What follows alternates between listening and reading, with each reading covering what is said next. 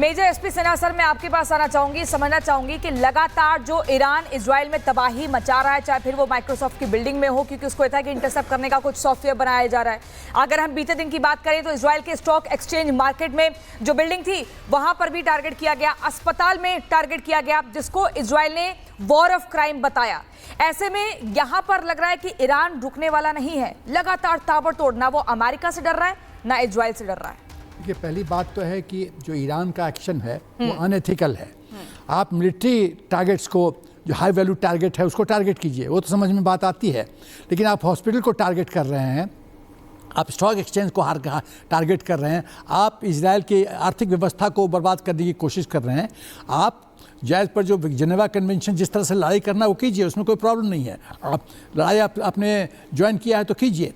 दूसरी बात जो मैं कहना चाहता हूँ, जिस तरह से ईरान इजराइल के सिविलियन टारगेट्स को और हॉस्पिटल्स वगैरह को टारगेट करा, उसका मकसद ये है कि ईरान में खमेनी का की पॉपुलैरिटी जो गिर रही है, कोई भी लीडर चाहे पाकिस्तान हो कहीं पे, जब देखता है कि उसका जगह कमज़ोर पड़ रहा है तो वो वॉर की स्थिति बना देता है या एग्रेसिव एक्शन दिखाता है, ताकि पूरा देश उसके पीछे खड़ा हो जाए, रैलिंग पॉइंट हो जाए।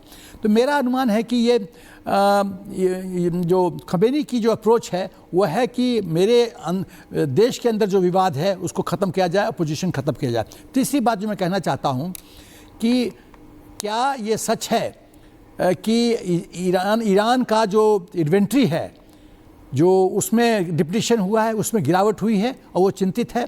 क्या ये सच है? वो कोशिश करेगा चीन से और टर्की से रिकूप करवाने का, लेकिन कब तक? जो मेरा अनुमान है कि अप्रॉक्सीमेटली 8,000 मिसाइल उसके पास है, 3-4 हज़ार वो ऑलरेडी फायर कर चुका होगा। और उसका मैं इस बात का द्योतक है कि वो 12 जून तक उसने 100 से 200 मिसाइल 6 वेव्स में इस्तेमाल किया था। उसके बाद वेव्स में गिरावट हुई है, और उसके बाद फ्रस्ट्रेशन में जैसे एक दिया बुझने के पहले फपकता है, उसी तरह से मैं ईरान का हरकत देख रहा हूँ कि वो अब इस तरह से सिविलियन टारगेट को करके एक इंप्रेशन जमाना चाहता है कि वो गिव अप नहीं किया है और लड़ता रहेगा। लेकिन कब तक 8,000 उसके मुझे जिसमें से 4-5 हज़ार बचे होंगे, कब तक वो लास्ट करेगा? और कब तक चाइना और टर्की और उसको सपोर्ट करेगा? पाकिस्तान तो उससे खेमे से गया, क्योंकि मुनीर ने तो जाके हाथ मिला लिया है मिस्टर ट्रंप से।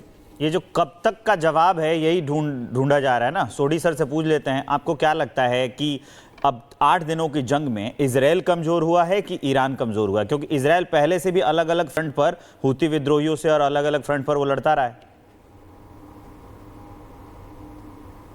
ये मेरा सौभाग्य है कि मैं आपके न्यूज चैनल पर हूं और विख्यात को पैनलिस्ट के साथ हूं। देखिए, एक प्रसिद्ध कहावत है कि जंग में सब जायज है। जो इजराइल ने खुलेआम गाजा पट्टी में किया, अब वही चीज ईरान इजराइल में कर रहा है। दोनों तरफ से ताबड़तोड़ हमले हो रहे हैं। ईरान को पूरी तरह से चीन और रूस समर्थन कर रहे हैं। अमेरिका अब तक जंग में इसलिए नहीं कूदा है क्योंकि चीन और रूस ने साफ संदेश दे दिया है कि अगर अमेरिका जंग में आया तो दुनिया के लिए घातक साबित होगा। अन्यथा अब तक तो अमेरिका ने कब का इस जंग में कूद जाना था। तो अमेरिका तो इस जंग में कूदेगा नहीं, क्योंकि रूस और चीन ने एक कड़ी चेतावनी अमेरिका को दे दी है। जहां तक ये मिसाइलों के जखीरे की बात है, दोनों साइड्स जो हैं उन्हें महाशक्तियों का समर्थन है। अभी कुछ दिन पहले ही 3 बड़े ट्रांसपोर्ट विमान चीन से तेहरान में लैंड हुए हैं, जिसमें यह आंकड़ा लगाया जा रहा है कि उसमें मिसाइलें हैं ईरान के लिए। हम सारे जानते हैं कि अमेरिका पूरी तरह से इजराइल को समर्थन कर रहा है। तो जब तक ये महाशक्तियां दोनों देशों को समर्थन करती रहेंगी, ये दोनों देश एक दूसरे पे ताबड़तोड़ हमले करते रहेंगे। सिविलियंस मरेंगे, फौजी मरेंगे, बर्बादी होगी, लेकिन दोनों देश पीछे नहीं हटेंगे जब तक उन्हें कोई महाशक्ति नहीं कहेगी। बिल्कुल सर, और वो नजर भी अब आने लगा है कि जहां जहां महाशक्तियां उतर रही हैं दोनों अलग अलग देशों के साथ, चाहे अमेरिका हो या फिर रूस हो।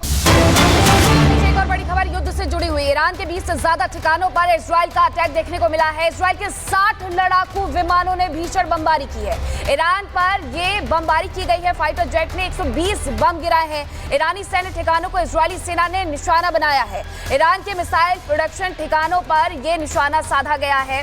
रिपुर जी, मैं इसमें चर्चा में आपको शामिल करूंगी, लेकिन सिन्हा सर सबसे पहले ये समझना चाहेंगे, एक ये बड़ा हमला है, कितनी तबाही लेकर के आया होगा ईरान के भीतर? देखिए, जिस तरह से इंटेंसिटी दोनों साइड से बढ़ रही है, मेरा ख्याल है ये वॉर एस्केलेट कर रहा है और क्लस्टर बम का इस्तेमाल हो रहा है। तो क्लस्टर बम तो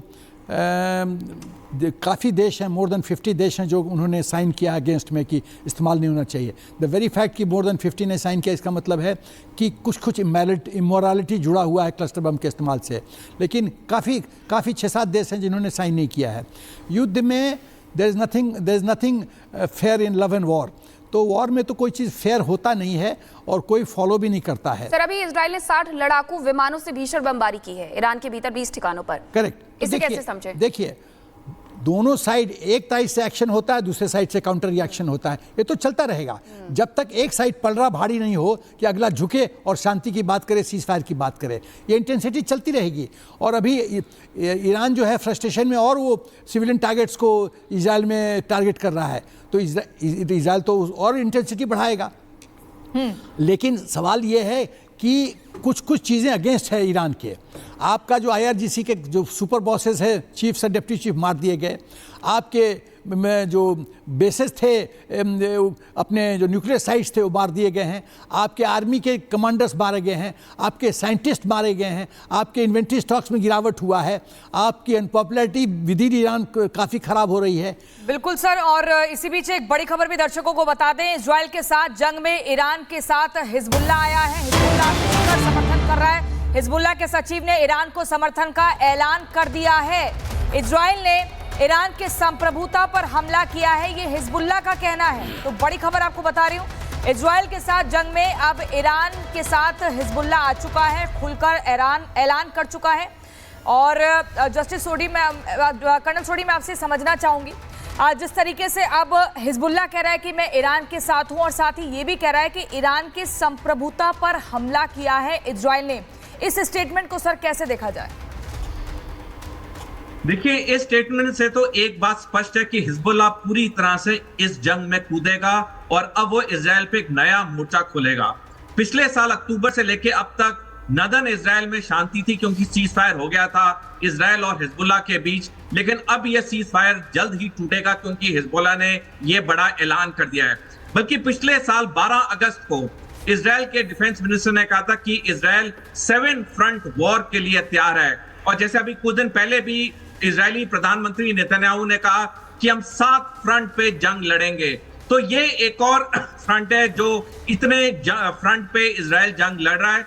लेकिन इजराइल ने ऑलरेडी तैयारी की है, चाहे 7 फ्रंट हो 10 फ्रंट हो, इजराइल को पता है कि इस बार उसे ये जंग जीतनी है। क्योंकि अगर इस बार इजराइल जंग हार गया, इजराइल के लिए बहुत दिक्कत पैदा हो।